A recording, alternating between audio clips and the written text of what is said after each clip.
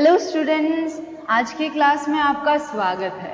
आज हम प्रोडक्ट के बारे में एक अच्छा सा टॉपिक डिस्कस करने जा रहे हैं। बहुत ही इंटरेस्टिंग टॉपिक है जो है हमारा प्रोडक्ट लाइफ साइकिल। ठीक है, ये आज का हमारा टॉपिक है।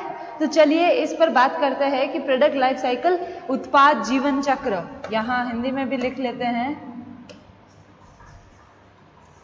उत्पाद जीवन चक्र। ठीक है, तो इसके बारे में आज हम डिस्कस करेंगे। सबसे पहले इस पूरे टॉपिक को समझने से पहले आपको ये समझना बेहद जरूरी है कि एक उत्पाद प्रोडक्ट हो या ह्यूमन बीइंग हो, एक लाइफ साइकिल, आप प्रोडक्ट को यहाँ पर छोड़ दो, सिर्फ आप ध्यान दो एक बार के लिए, सिर्फ एक बार के लिए। लाइफ साइकिल क्या होता है? लाइफ साइकिल जैसे ह्यूमन बीइंग, जैसे एनिमल्स, जैसे प्रोडक्ट, इन सब का एक लाइफ साइकिल होता है और उन्हीं बेस पर वो चलते हैं। जैसे सबसे पहले ह्यूमन बीइंग बॉर्न होता है, जन्म लेता है, फिर उसका विकास होता है, फिर उसकी एक ऐसी स्टेज आती है जहां पर विकास स्थिर रह जाता है, यानी जहां पर डेवलपमेंट नहीं होता है, जितना डेवलपमेंट हो चुका है उतना ही रहता है, और एक टाइम के बाद व्यक्ति का अस्तित्व समाप्त हो जाता है, यानी उसकी मृत्यु हो जाती है। तो ठीक इसी प्रकार उत्पाद को अनुसंधान और विकास द्वारा विकसित किया जाता है, मार्केट टेस्टिंग करके उसकी कमियों को हटाया जाता है। इस प्रकार से उत्पाद को बाजार में प्रचलित किया जाता है, धीरे धीरे इसकी बिक्री बढ़ती है। फिर एक अवस्था ऐसी आती है जहां पर इसकी बिक्री बढ़नी बंद हो जाती है, यानी जो इंक्रीमेंट जो होता है वो लेवल समाप्त हो जाता है और बिक्री स्थिर हो जाती है, और अंत में बिक्री गिरना, सेल हमारी कम हो जाती है, धीरे धीरे इतनी डिक्रीज हो जाती है कि हमारा प्रोडक्ट, उस प्रोडक्ट वहां पर हम कह सकते हो कि उसका डिक्लाइन लाइन आ गया, उस मार्केट में अब वो प्रोडक्ट नहीं चल सकता। तो ये मेनली चार स्टेजेस से गुजरता है। तो चलिए सबसे पहले इसके बेसिक मीनिंग की तरफ देखते हैं। The term of product life cycle. The term of product life cycle refers to the length of the time a product introduced to consumer into a market until it's removed from the shelves. The life cycle for product is broken 4 stages. जैसे उत्पाद जीवन चक्र शब्द उस समय की अवधि को संदर्भित करता है, उसको रिफर करता है जब कोई उत्पाद यानी जब कोई प्रोडक्ट उपभोक्ताओं को बाजार में पेश किया जाता है। ये प्रोडक्ट लाइफ साइकिल कहाँ से स्टार्ट होता है? जब हम अपना प्रोडक्ट क्या करते हैं, इंट्रोड्यूस करवाते हैं, किससे? कंज्यूमर से। क्लियर है? और जब तक कि इसे सारी सेल्स से यहाँ सेल्स का मतलब है, आप मार्केट से लगा सकते हो, सारी सेल्स से हटा दिया नहीं जाता, यानी मार्केट से हटा दिया नहीं जाता है, तब तक वो चलती रहती है प्रोसेस। ठीक है, इस प्रोसेस को हमने 4 पार्ट्स में बांटा है। तो देखते हैं कौन से 4 पार्ट है। सबसे पहला जो पार्ट है हमारा introduction, second growth, third maturity, fourth decline. ठीक है, अब हम पढ़ते हैं इसका, इन चारों स्टेजेस को भी हम डीप में पढ़ेंगे, क्या क्या इस इंट्रोडक्शन में होता है, क्या ग्रोथ में होता है, क्या मैच्योरिटी है, डिक्लाइन है। वैसे ऊपरी तौर से तो मैंने बता दिया है कि इंट्रोडक्शन में हम क्या करते हैं, अपना प्रोडक्ट लॉन्च करते हैं। क्लियर है? उसके बाद धीरे धीरे ग्रोथ होती है उस प्रोडक्ट की। फिर एक टाइम ऐसा आता है जहां पर उसकी मैच्योरिटी, यानी जहां पर उसकी ग्रोथ रुक जाती है। ग्रोथ में तो क्या होता है, वो धीरे धीरे अपनी सेलिंग को बढ़ाता है, पर एक टाइम ऐसा आता है जहां पर उसकी ग्रोथ रुक जाती है, उसकी सेलिंग धीरे धीरे बंद हो जाती है, और एंड में जो हमारा स्टेज है वो है प्रोडक्ट लाइफ साइकिल का डिक्लाइन, यानी एक ऐसा भी स्टेज आता है जब मार्केट से वो प्रोडक्ट आउट हो जाता है, बाहर हो जाता है। क्लियर है? तो चलिए सबसे पहले देखते हैं। This concept is used by management and by marketing professionals as a factor in deciding when it is appropriate to increase advertising, reduce prices, expand to new markets or redesign packaging. यानी कि इस अवधारणा का उपयोग प्रबंधन या तो management करेगा या फिर विपणन के, मार्केटिंग के जो प्रोफेशनल्स होंगे वो करेंगे, और इसके द्वारा वो ये तय करने के लिए फैक्टर यूज में लिया जाता है कि विज्ञापन अगर हमको बढ़ाने हैं, एडवर्टाइजमेंट अगर बढ़ाने हैं तो, अगर हमारी प्राइस घटानी है तो, या फिर नए मार्केट को एक्सपांड करने के लिए, या पैकेजिंग का नया फॉर्म क्रिएट करने के लिए। क्लियर है? The process of strategy ways to continuously support and maintain a product is called product life cycle management. यानी किसी उत्पाद को लगातार समर्थन और बनाए रखने के तरीकों की रणनीति बनाने की प्रक्रिया को ही उत्पाद जीवन चक्र प्रबंधन कहा जाता है। हम अपने प्रोडक्ट को कैसे लॉन्च करें और लॉन्च से लगाकर कहाँ तक, डिक्लाइन तक हमारी प्रोसेस कैसे पहुँचती है, वो है हमारा प्रोडक्ट लाइफ साइकिल मैनेजमेंट। इससे रिलेटेड जो भी स्ट्रेटजी बनाई जाती है, सपोर्ट किया जाता है, वो सारी हमारी प्रोडक्ट लाइफ साइकिल मैनेजमेंट के अंतर्गत आती हैं। तो यहाँ तक क्लियर हुआ आपको? ये था हमारा प्रोडक्ट लाइफ साइकिल। देखिए, प्रोडक्ट लाइफ साइकिल का मतलब यही है कि जिस तरह एक इंसान पैदा होता है, धीरे धीरे उसकी विकास अवस्था आती है, उसके बाद एक ऐसा टाइम आता है जहाँ पर उसका ग्रोथ क्या होता है, वो रुक जाता है, स्थिर हो जाता है। फिर एक टाइम ऐसा आता है लास्ट जो है डिक्लाइन, यानी फिर हम कह सकते हैं कि उस इंसान की मृत्यु हो जाती है, यानी वो उसका अस्तित्व समाप्त हो जाता है। तो प्रोडक्ट भी सेम वैसा का वैसा है। इंट्रोडक्शन उसका भी होता है, यानी इंट्रोडक्शन में हम क्या कह सकते हैं, लॉन्च, ठीक है। फिर धीरे धीरे उसकी बिक्री बढ़ती है तो हम क्या कहते हैं उसको, ग्रोथ। फिर मैच्योरिटी लेवल आता है, यानी कि एक टाइम ऐसा आता है जब आपके नए कस्टमर्स नहीं बनते हैं, जो पुराने बने हुए हैं वो ही आपके कस्टमर्स रहेंगे। क्लियर है? और लास्ट पॉइंट है आपका डिक्लाइन, यानी एक ऐसा पॉइंट भी आता है जहां पर आपके प्रोडक्ट के मार्केट में कोई भी एग्जिस्टेंस नहीं है, आपका प्रोडक्ट वहां मार्केट में सर्वाइव ही नहीं कर पा रहा है। क्लियर है? यानी मार्केट से आउट हो गया। तो ये थे हमारे प्रोडक्ट लाइफ साइकिल। अब हम इसके देख लेते हैं कि अब हम इसके कुछ कीवर्ड्स देख लेते हैं,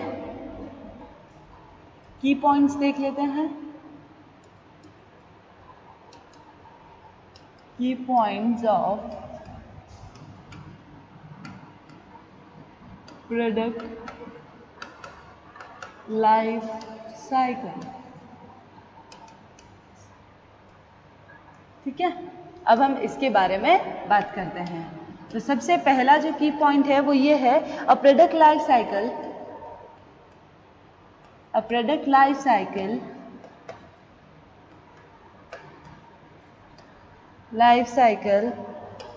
is the amount of time a product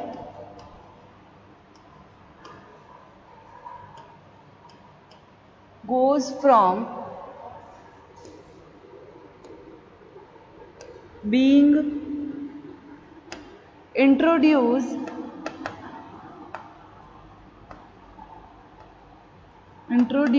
into the market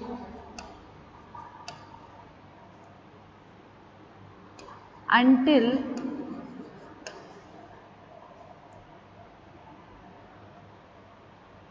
एक काम करते हैं ना, हम इसी जो पार्ट है ना, हम उसको हाइलाइट्स में बनाकर लिख रहे हैं, टेकन ऑफ द शेल्स। हम इसी में आपको की पॉइंट जो है वो हाईलाइट करवा देते हैं। चलिए, ये जो रेड इंक है उससे हाईलाइट करवा देते हैं। सबसे पहला ये देखिए, to market the remove from itself.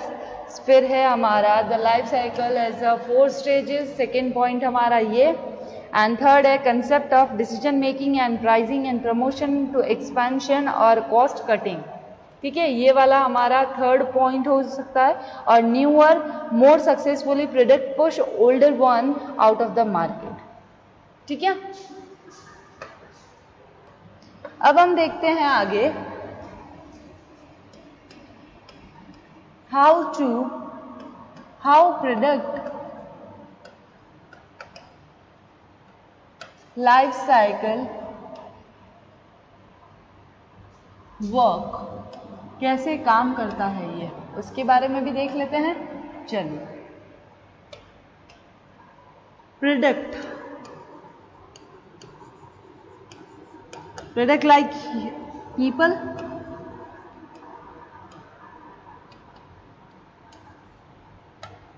like people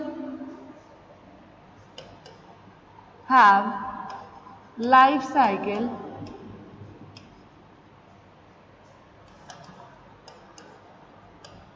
a product begins with an idea। Product का जो लाइफ साइकिल है वो प्रोडक्ट कहाँ से स्टार्ट होता है, एक आइडिया से स्टार्ट होता है। And with in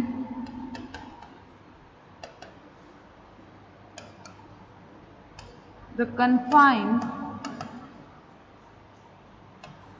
of modern business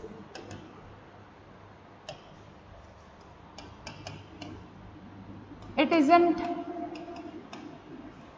likely to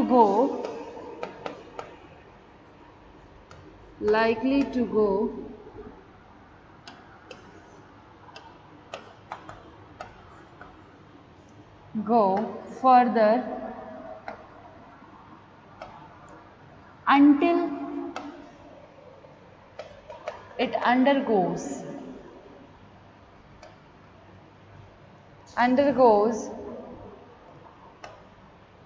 research and developments and is founded to be feasible and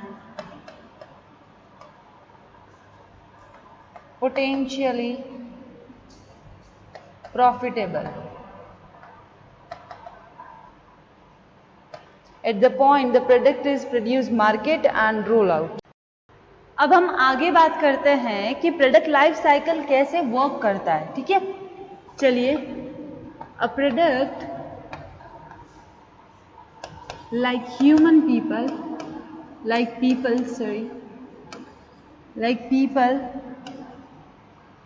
have life cycle।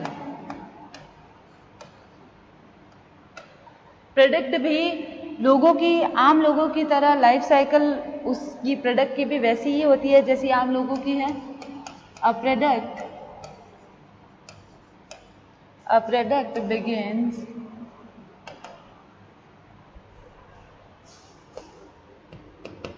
with an idea and within the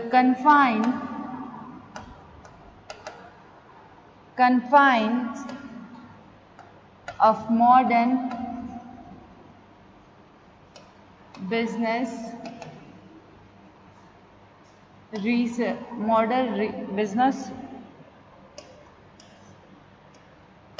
it isn't likely to go further until it undergoes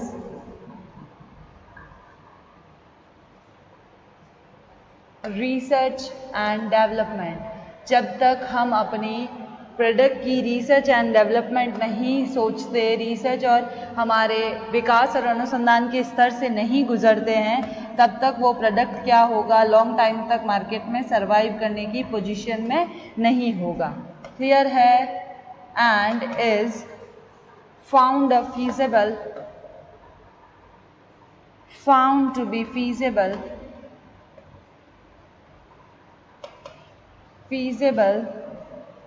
and potentially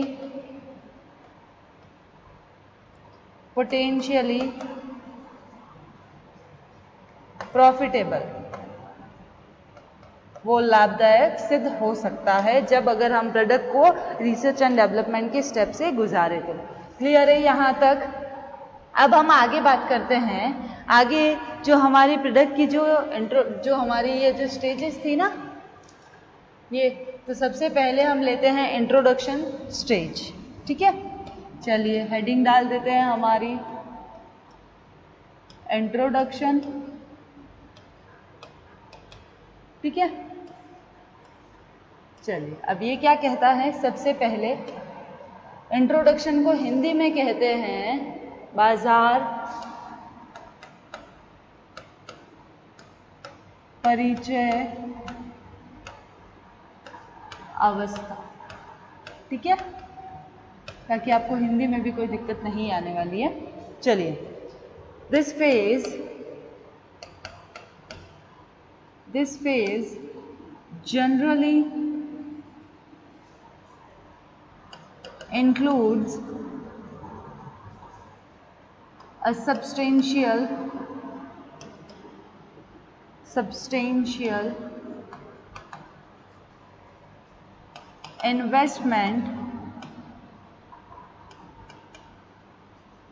investment in advertising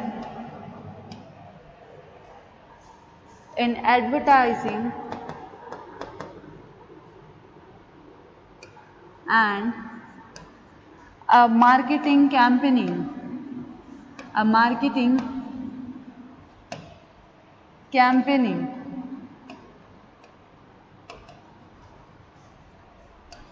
focused on making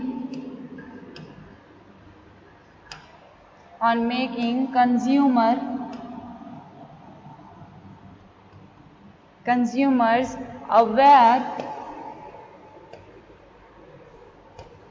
of the product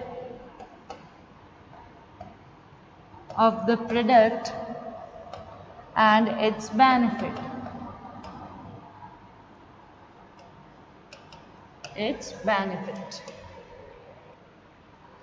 This phase generally include a substantial investment in advertising and marketing campaigning focus on making consumer aware of the product and its benefit.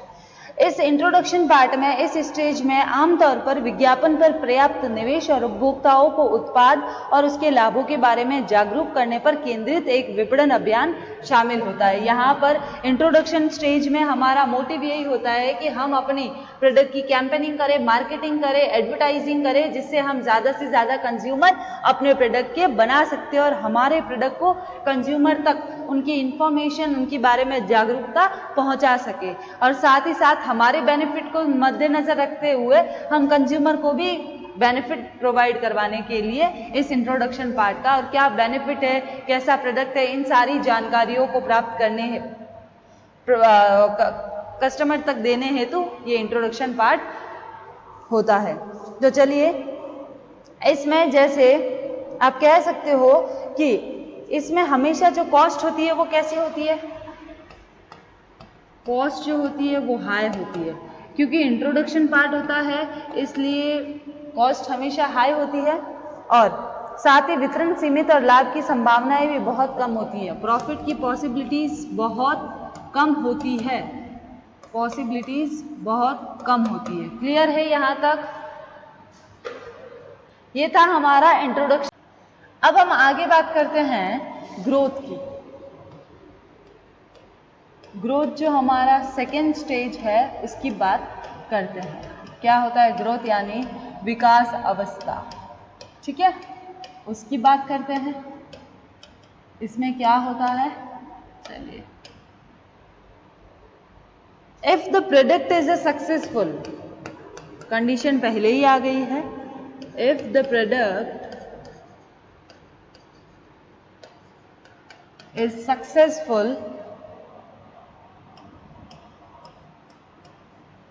successful, it then moves to the growth stage. अगर हमारा introduction part में अगर हमारा product success होता है तो वो किसकी तरफ बढ़ता है? Move to the growth stage. Clear है? उसके बाद this is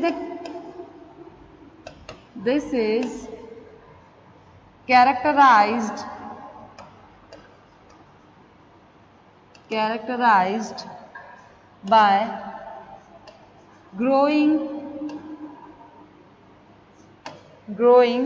demands and increase in production।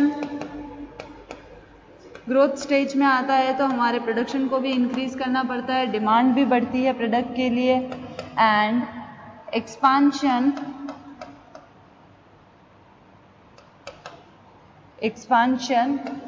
In its availability, मौजूदगी उपलब्धता में भी विस्तार होता है।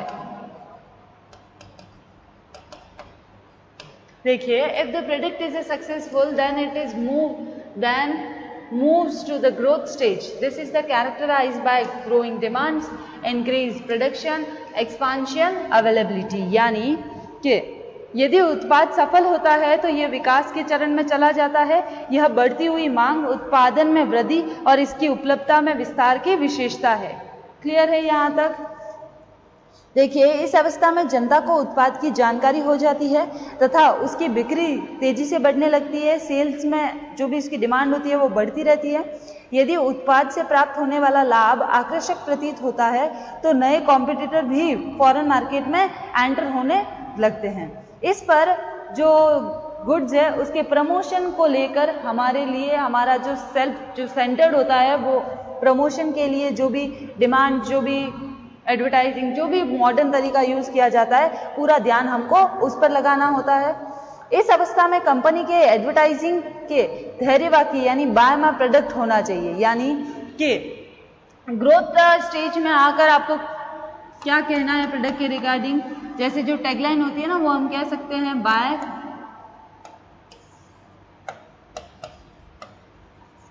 माय प्रोडक्ट, मेरा प्रोडक्ट खरीदो।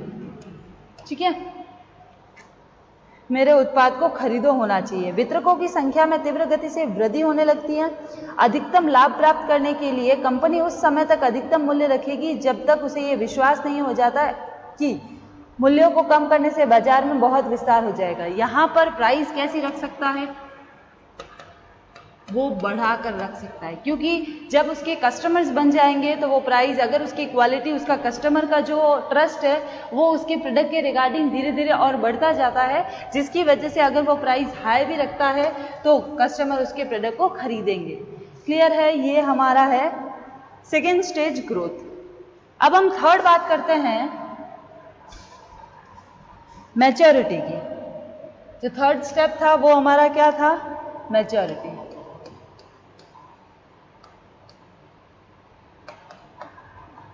अब ये क्या कहता है उसके बारे में बात करते हैं। ये है हमारा थर्ड।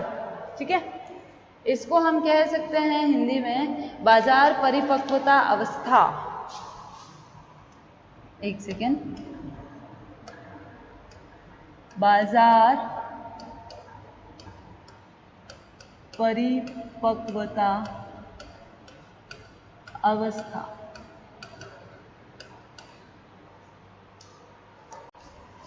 ये कहता है this is the most profitable stage while the cost of producing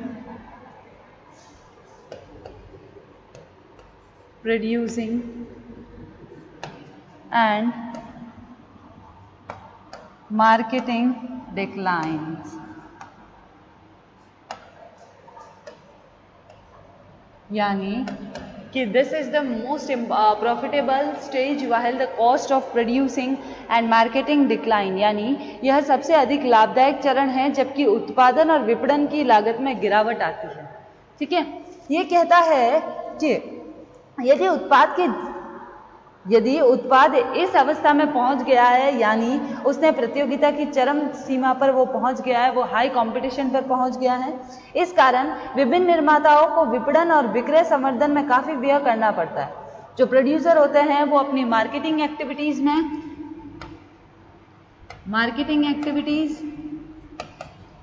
और वो खर्च करते हैं हमारी मार्केटिंग एक्टिविटीज पर और सेल्स प्रमोशन पर।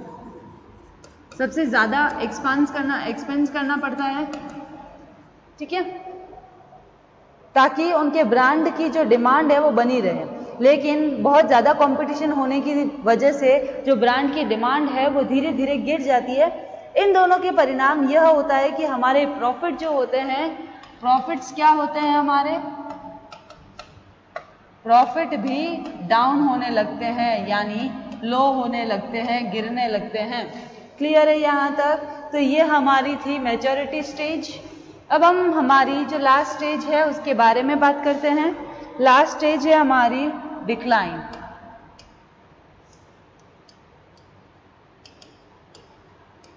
चलिए डिक्लाइन देख लेते हैं।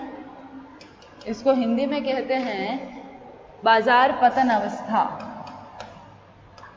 बाजार पतन अवस्था ये क्या कहती हैं? पढ़ते हैं। चलिए, A product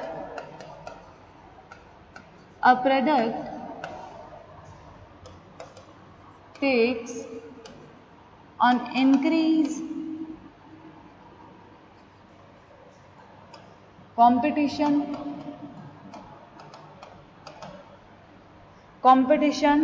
as other companies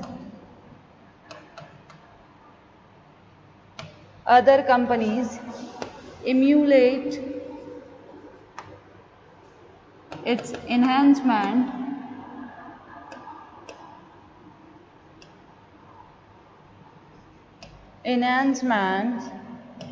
or lower prices, the product may lose market share and begin its decline. यानी a product takes on an increased competition as the other companies emulate its enhancement or lower price, यानी कि एक उत्पाद बढ़ी हुई प्रतिस्पर्धा पर ले जाता है क्योंकि अन्य कंपनियां इसकी सफलता का अनुकरण करती हैं। The product may lose market share and begin the decline. कभी कभी संवर्धन या कम कीमतों के साथ उत्पाद बाजार हिस्सेदारी खो सकता है और इसकी गिरावट शुरू कर देता है। यानी यह जो स्टेज है वो लास्ट स्टेज है जिसमें प्रोडक्ट की जो सेलिंग है, जो बिक्री है वो घट जाती है क्योंकि नए प्रोडक्ट और जो बेटर प्रोडक्ट मार्केट में आने लग जाते हैं। और इसका परिणाम ये होता है कि बहुत से ऐसे प्रोड्यूसर के द्वारा अपने उत्पाद को विदेशी उत्पाद या विदेशी मार्केट में, फॉरेन मार्केट में बेचना बंद कर दिया जाता है, जबकि नए उत्पादों का निर्माण होकर पुनः बाजार में आ जाता है। यानी कि एक टाइम ऐसा आता है जहां पर प्रोड्यूसर अपने प्रोडक्ट को डिक्लाइन स्टेज से बचाने के लिए वो क्या करते हैं, फॉरेन मार्केट में अपना सामान, अपना प्रोडक्ट बेचते ही नहीं है, सेल ही नहीं करते। तो इन शॉर्ट हम इसको डिक्लाइन स्टेज कह सकते हैं क्योंकि हम जिस मार्केट में अपना इंट्रोडक्शन कर रहे थे वहां से वो प्रोडक्ट अब एग्जिस्ट नहीं करता है, वहां से वो प्रोडक्ट कहीं डाउन आउट ऑफ चला गया है। ठीक है, तो ये था हमारे आज के प्रोडक्ट लाइफ साइकिल के बारे में। ठीक है, प्रोडक्ट लाइफ साइकिल आज हमने डिस्कस किया है। बहुत ही इंटरेस्टिंग टॉपिक था, मुझे तो बहुत ही इंटरेस्टिंग लगा क्योंकि प्रोडक्ट लाइफ साइकिल बहुत ही एग्जाम के पर्पज से बहुत ही इंपॉर्टेंट टॉपिक है और बहुत ईजी सा टॉपिक है। देखिए ये चारों स्टेज मैंने अभी बता दी आपको, इंट्रोडक्शन, ग्रोथ, मैच्योरिटी एंड ये देखिए लास्ट डिक्लाइन। ठीक है, तो आज की क्लास हम यहीं ख़त्म करते हैं। नेक्स्ट क्लास में ज़रूर कुछ नया इंटरेस्टिंग टॉपिक लेकर आएंगे। Thank you.